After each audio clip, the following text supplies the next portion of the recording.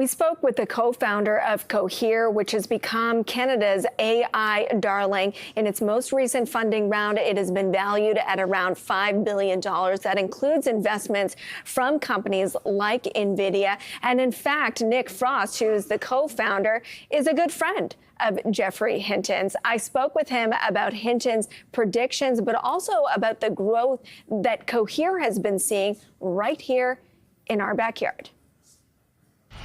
Jeff is a dear friend of mine. I started my work here as a researcher in his lab, and I know pretty much everything I know about machine learning research by learning from him. So we continue to debate this frequently, but we have a very different point of view. So at Cohere, we're an enterprise-focused LLM provider.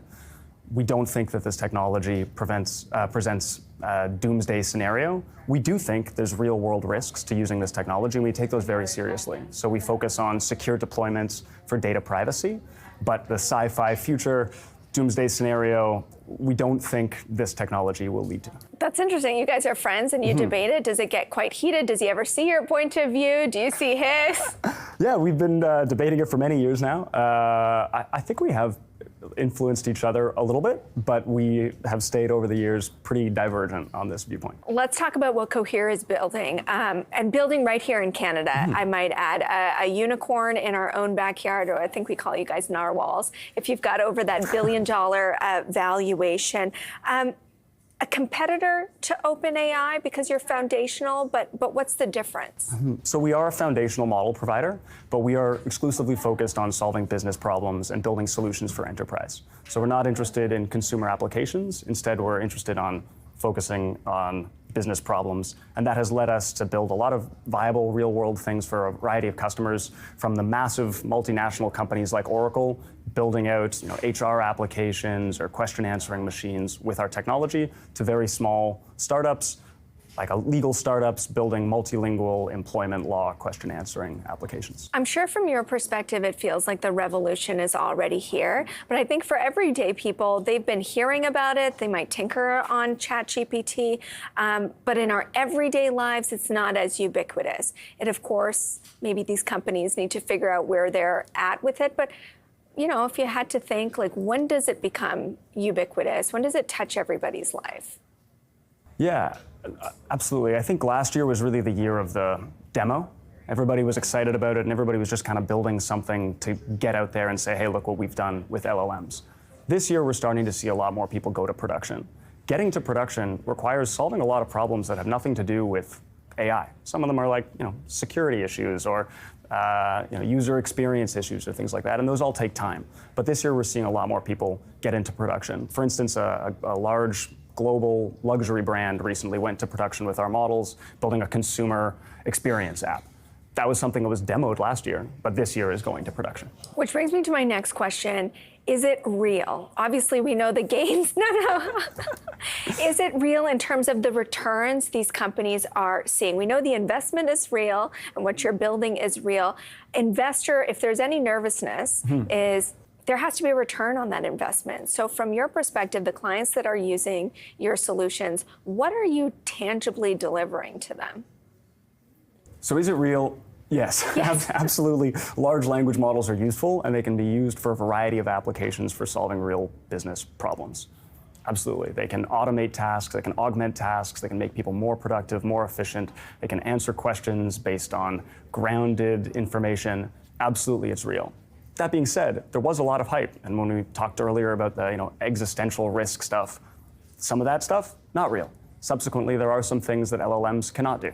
LLMs can't predict the future, right? Like, that's not real. But there are lots of real business applications that indeed are in production already, solving real problems. I kind of got you to jump out of your chair there when I said, is it real? I think what I meant with that is, is it going to be like 3D printing, which is kind of cool, but didn't revolutionize a bunch of things? Or is this truly going to revolutionize everything about our world? Because that's really how it's being sold right now. I think it's going to be more like the touchscreen and like the personal computer and like the internet than it is like 3D printing, which is to say it will be commonplace, it will be part of our lives, it will influence the way we do our work, but it will also be just part of your everyday existence at some point, and in some ways the world will look similar, but significantly more effective or more efficient. Let's talk about some practical constraints. Getting semiconductors these days, I hear, is pretty tough. How do you navigate that? This is a resource-intensive industry. If you want to make a foundational language model useful for businesses, it does take a lot of resources. It does take a lot of GPUs. It does take a lot of compute. That is something we've been able to successfully navigate and are happy to have the resources necessary to deliver solutions for our customers. Yours is exactly the kind of company I imagine our government wants to see succeed and see stay in Canada. Then there were changes made to things like capital gains, taxes, and a lot of people in the tech industry said that this is going to stifle and hurt innovation going forward. People like you aren't going to put up stakes and take on the risk because you're not going to see the reward. Did it change your view at all? We're proud to be Canadian. We chose to build a company here. It's been a great place. Toronto, in particular, has been an excellent place to build an AI company. We have no plans of changing that in the future. That being said, we would love to see the government continue to support innovation and continue to support businesses. I know from speaking to other tech companies, especially those in AI, there is a pull, especially if some of your investors are foreign, to say, you know, when are you just going to come? When are you just going to come to California? When are you just going to go to the States? Do you feel that same pull from your investor base, or is there a strategic advantage to being here? For machine learning and neural networks, there's a strategic advantage to being here. It's a really great place to build an AI company. There's a ton of brilliant people who are very good at this field. It's a great place to build. I'm very happy being in Canada. Our company's very happy being in Canada. There is a pull occasionally, but one that we're happy to resist. We don't have a lot of AI companies on our index on the TSX. Do you think about going public? For now, we're happy to be a private company. This is technology that's still developing. We're in a good position as we are. I guess the reason I ask that too is, you know, as part of growth, it's losing money, right? Because you have to expand and you worry about the bottom line later. How much is the bottom line front and center now versus investing, growing, and that being kind of your main mantra, and the rest of the business will fall into place once you're more established? Yeah, we're trying to build real business solutions, and that means we think about all kinds of things like total cost of ownership, bottom line. Like, we're trying to build a real normal business here, and so of course we think about those things. I guess I'm trying to get at cultural differences in Canada versus the U.S. It strikes me that in the U.S. there's a greater permission to lose money for longer than tech companies get in this country, or has that not been your experience? I think there might be some cultural differences, but I think as a company that's had the privilege of getting investment from all over the world, we've been able to do well in our position.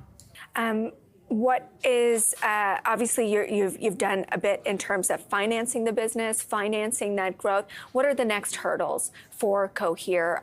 Where are you taking the company in the next year or two? It's been a really exciting start to the year for us. We released a new suite of models, Command R and Command R Plus, that are particularly good at business use cases. So it's really good at being accurate. It's really good at answering questions and giving you citations so you can trust the information it's given you.